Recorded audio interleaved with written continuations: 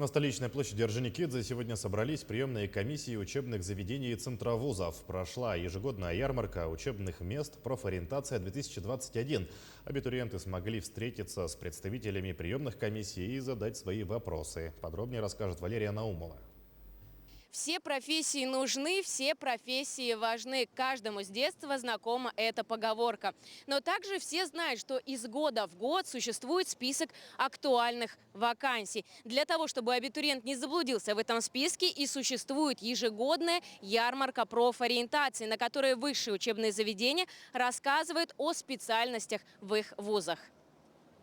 Мероприятие открытое для всей республики, на которое приходят абитуриенты, родители, бабушки, дедушки, те, кто только учится в школе в разных классах. И они здесь имеют возможность встретиться с образовательными организациями. Ну, вроде бы ничего особенного. Приходят представители колледжей, техникумов, вузов и не только нашей республики. В этом году в мероприятии задействованы около 40 участников. Из них 40% – это вузы, а остальные – колледжи и техникумы республики. Есть представители из Красноярска, Хабаровска, Владивостока и даже из Китая. Важно, что впервые в ярмарке приняли участие профориентаторы из Республиканского центра психолого-медико-социального сопровождения, Республиканского ресурсного центра «Юные якутяне» и Центра опережающей профессиональной подготовки.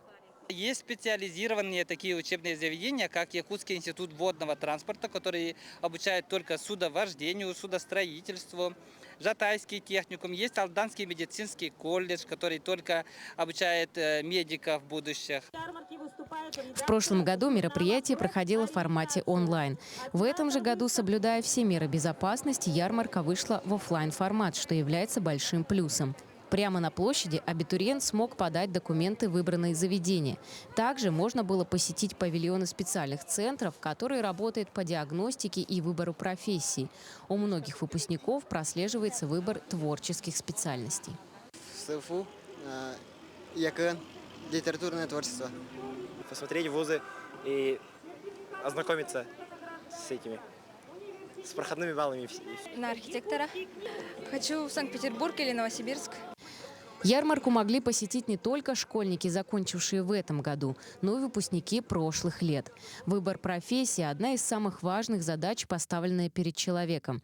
Немаловажная цель – это не просто выбрать профессию на всю жизнь, а найти дело, которым захочется заниматься до конца дней. Валерия Наумова, Михаил Тартакынов, Якутск.